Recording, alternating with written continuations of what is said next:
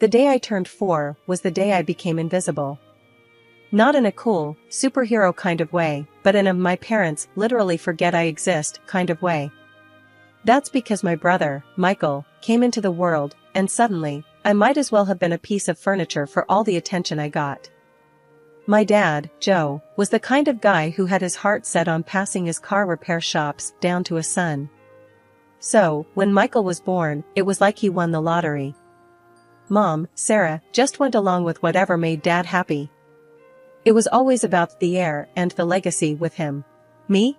I was just Anna, the first attempt that didn't quite hit the mark.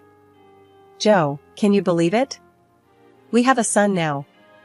Mom's voice would echo through the house like she was announcing the arrival of royalty. Yeah, Sarah, the heir. Finally, Dad would respond, his voice booming with a mix of pride and relief, as if he'd been holding his breath waiting for a son and could finally breathe easy.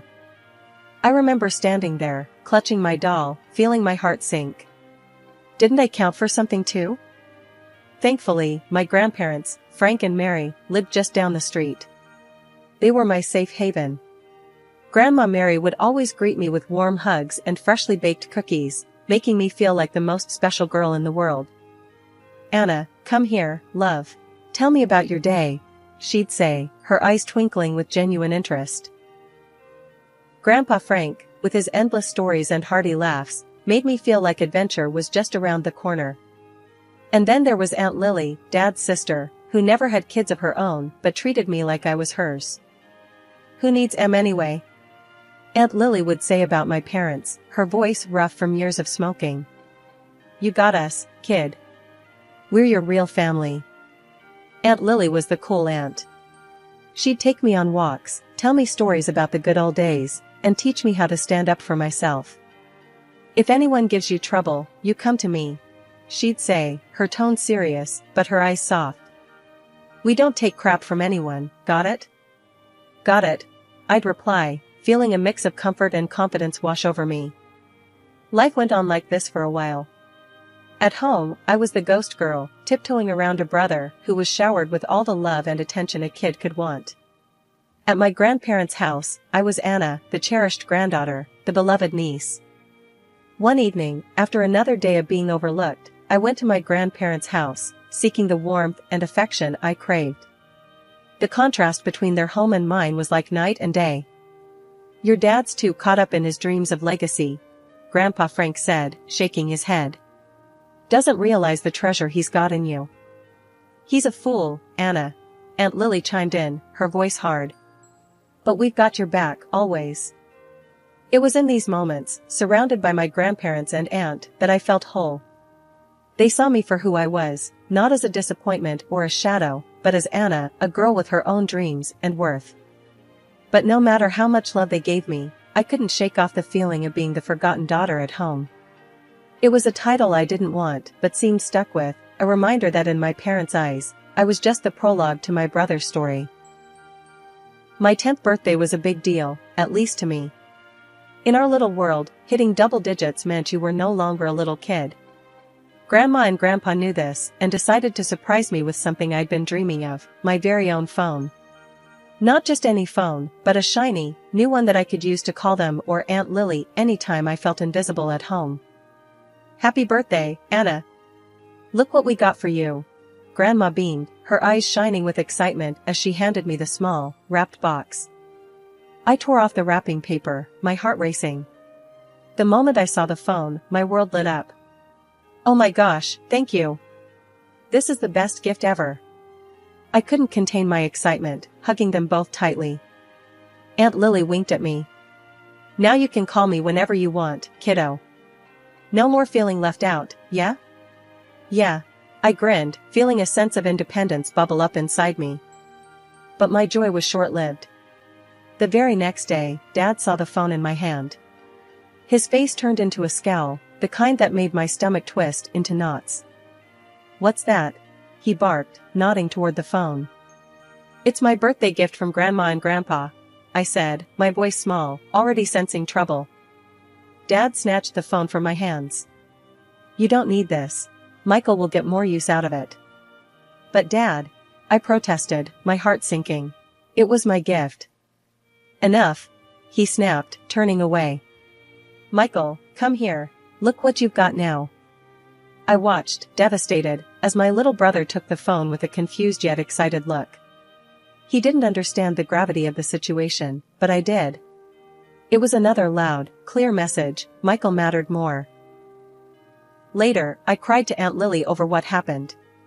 She was furious, her usual cool demeanor replaced with fiery anger. That's bullshit. Aunt Lily rarely cursed, but when she did, it was serious. They had no right to do that to you.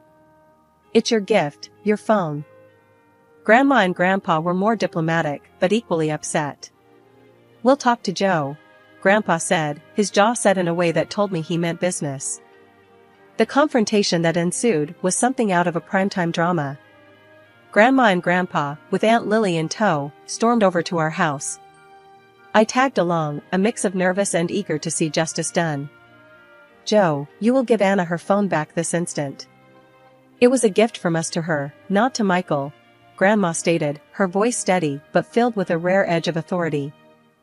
Dad looked taken aback, not used to being challenged, especially in his own home. It's just a phone. Michael can. It's not about the damn phone, Joe.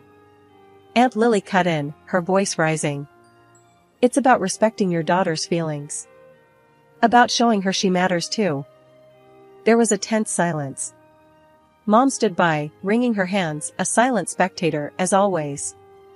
Finally, Dad relented, muttering under his breath as he fetched the phone and handed it back to me. Fine.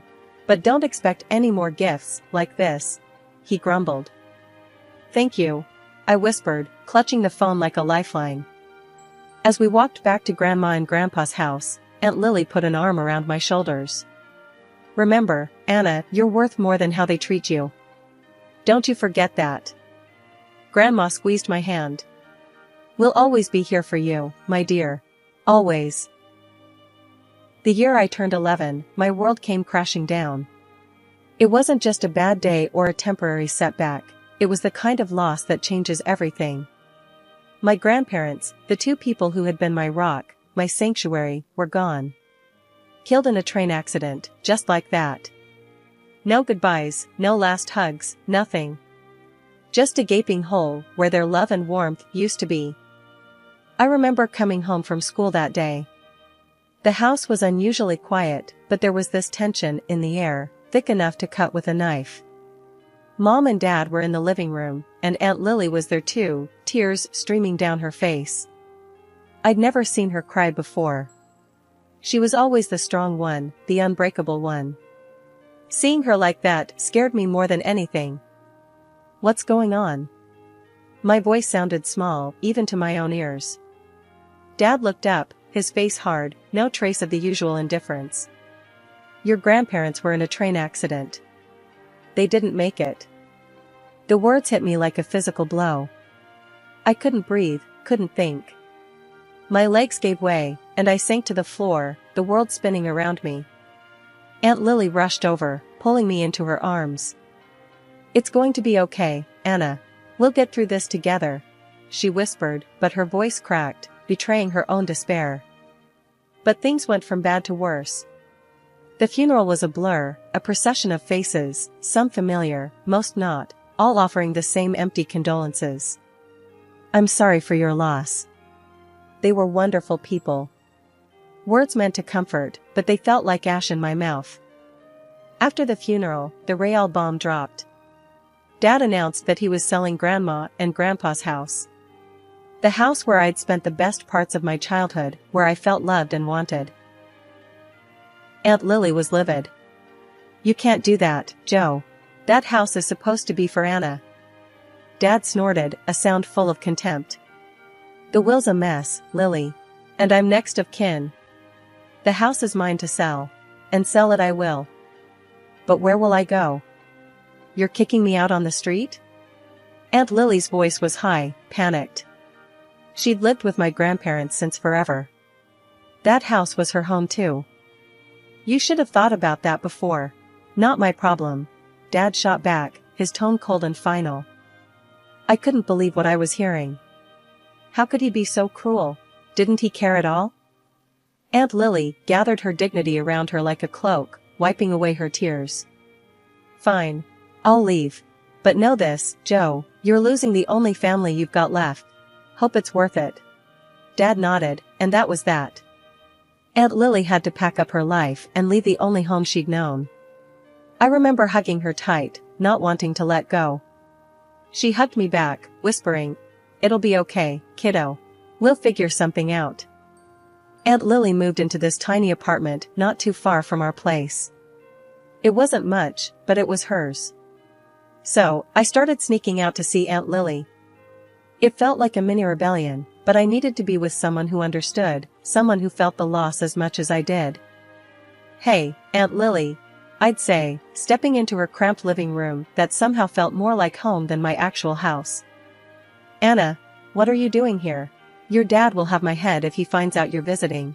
She'd half scold, half laugh, pulling me into a hug. "I don't care. I needed to see you," I'd reply, feeling the tension drain out of me. We'd sit and talk for hours.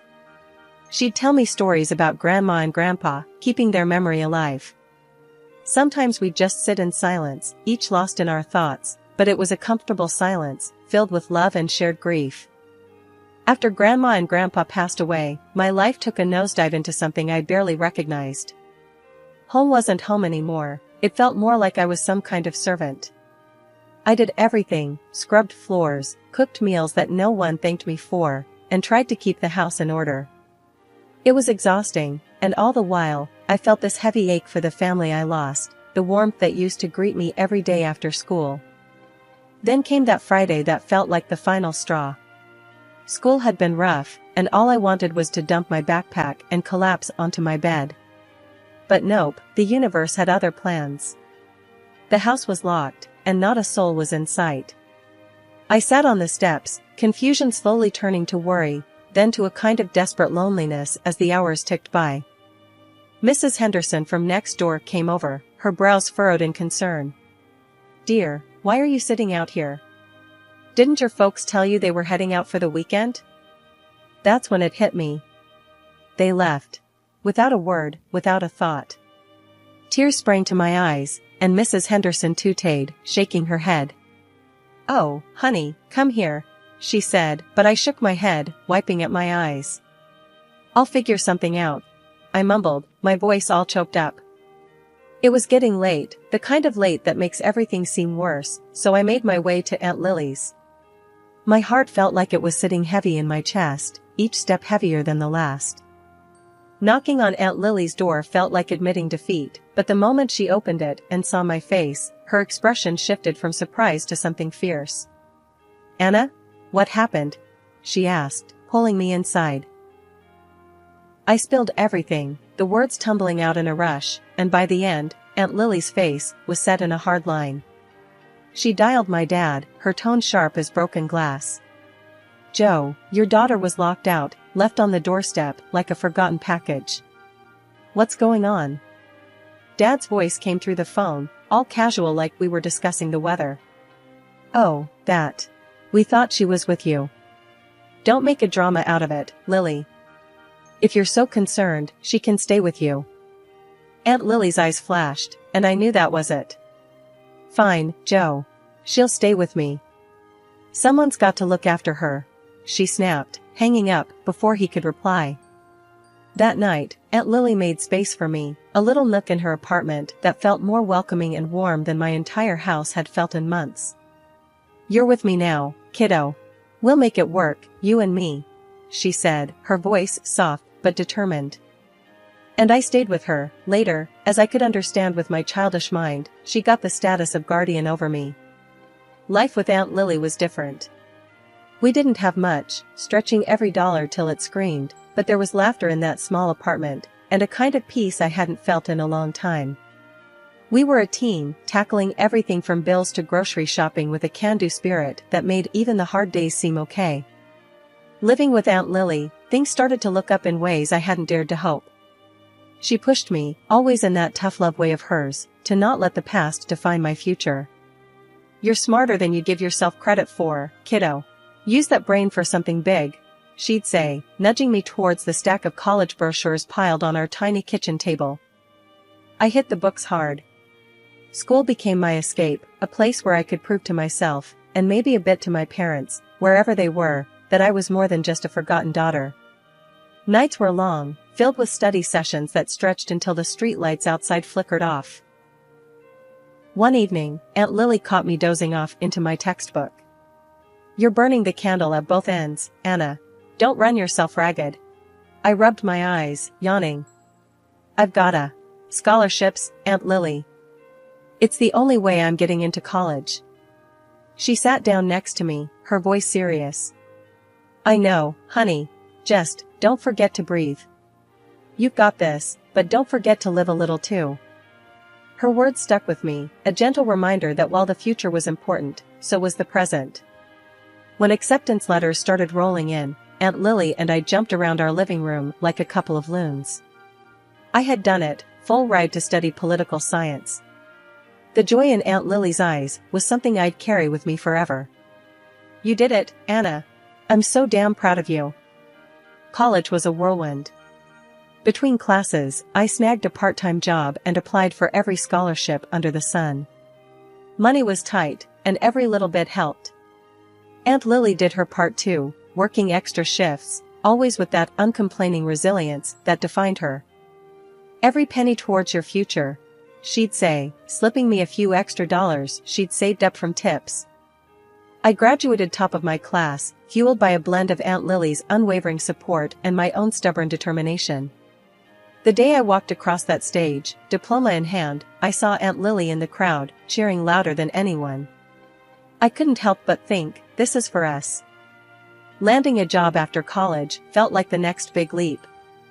It wasn't just any job either. A renowned think tank had seen potential in me, a kid from nowhere with nothing but grit and a degree. "You're going to do great things, Anna. I just know it," Aunt Lily said, her voice thick with emotion, the night before my first day. "Yeah, but only because you believed in me first," I replied, knowing full well that none of this would have been possible without her. As my career took off, so did the rest of my life. Landing a job at a prestigious think tank was just the start. My days were filled with research, policy analysis, and even the occasional TV appearance to discuss the latest political developments. It was exhilarating, the kind of life I'd dreamed of, but never really believed I'd achieve. One evening, after a particularly successful panel discussion on television, Aunt Lily and I sat in our living room, a modest but cozy space we'd made our own over the years. She was flipping through the channels, trying to find a rerun of the discussion. "Look at you, all smart and important on the TV. Makes an aunt proud," she said, not looking away from the screen. I laughed, feeling a warmth spread through me. "Come on, Aunt Lily. It's just a panel. Besides, I wouldn't be here without you." "That's right, you wouldn't," she teased, finally settling on the channel just as my segment replayed. "But don't sell yourself short. You're doing the work, Anna. You're making a difference." It was moments like these that I cherished the most.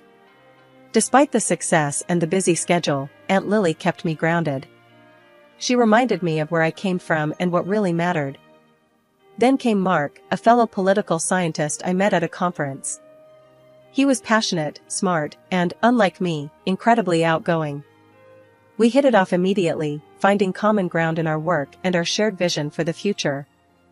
Introducing him to Aunt Lily was a nerve-wracking experience. They were the two most important people in my life, and I desperately wanted them to get along. "So, you're the young man who's stolen Anna's heart," Aunt Lily said, eyeing Mark with a mix of skepticism and curiosity as we sat down for dinner one night. Mark chuckled, not missing a beat. "Stolen is such a strong word. I'd like to think she gave it willingly." Aunt Lily snorted, but I could tell she was impressed. "Well, as long as you keep her happy and support her dreams, we won't have a problem." Mark reached for my hand across the table. "Nothing is more important to me," he said, and I believed him. Our life together blossomed from there. We got married in a small, intimate ceremony with Aunt Lily officiating. It was perfect, a celebration of love, family, and new beginnings. When we moved to a new state for Mark's business ventures, it was a big change, but it felt right.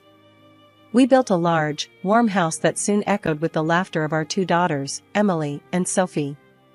Aunt Lily moved in with us, taking on the role of doting grandmother with gusto. My career continued to thrive. I participated in debates, led election campaigns, and even received an award from the state governor for my charitable work. It was a far cry from the lonely, forgotten girl I once was.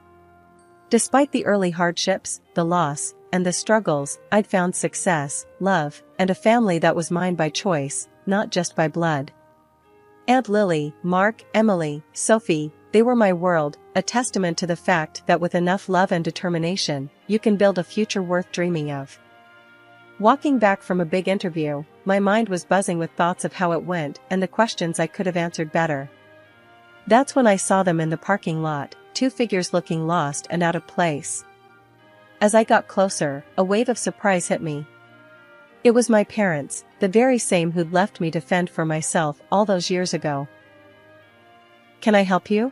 I asked, even though I recognized them immediately. "Anna, it's us. We saw you on TV."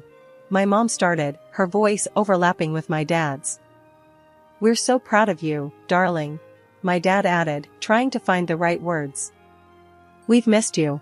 We want to be part of your life again." I couldn't hide my astonishment, nor the bitterness that quickly followed. My life? Now? My family is Aunt Lily, Mark, and my girls. You chose to leave that life behind.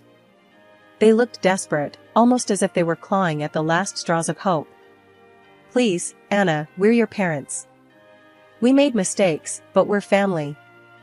That's when I pressed them, needing to understand their sudden reappearance. "Why now? What's changed?" The story spilled out. My brother, chasing his musical dreams over the path they had chosen for him, leaving them to face their crumbling world alone. My father's neglect of the business leading to its downfall, my mother's lack of work experience leaving them without a safety net. Their house, once a symbol of their future, now on the market with nowhere else to turn. Listening to them, I felt a mix of emotions. There was a part of me that wanted to help, to extend the compassion I'd learned to embody through my political career. Yet, another part of me remembered the nights spent locked out, the birthdays forgotten, the milestones uncelebrated. Standing there on the street, I didn't hold back. "You remember when you tossed Aunt Lily out, right? Or how about the time you left me sitting on the porch, locked out of the house?" "Yeah, I haven't forgotten that," I told them, each word heavy with years of unspoken hurt. I could see the realization dawning on their faces, the weight of their actions finally sinking in. But it was too late for regrets. I reached into my purse, pulled out some cash, and handed it to them. "This should cover your trip back. I think it's best if you leave now." Watching them walk away was like closing a book on a long, painful chapter of my life. But there was one call I needed to make, to my brother, the one person who truly understood what it was like growing up in our household. "Hey, it's me," I started, the moment he picked up. "Guess who just paid me a visit?" His laugh came through the phone, light and knowing. "Let me guess, our dear old folks?" "Yeah, but I handled it. Told them we're doing just fine without their sudden guilt trip," I said, feeling a mix of relief and strength. "I'm proud of you, sis. You've always been the strong one," he replied, his voice warm and reassuring. "How's the tour going?" I asked, changing the subject to something lighter. "It's amazing. You wouldn't believe the crowds we're drawing. Guess I'm finally living the dream, huh?" His excitement was palpable, and it made me smile. "Always knew you would. Just promise me you'll swing by here on your next tour. The girls would love to see their uncle rock the stage." "Wouldn't miss it for the world," he promised. "Take care, sis. Love you." "Love you too." Hanging up, I felt a profound sense of peace. My life had come full circle in so many ways. Here I was, a successful woman, surrounded by people who loved me for me. Aunt Lily, Mark, my girls, and even my brother, from afar, formed the fabric of my true family.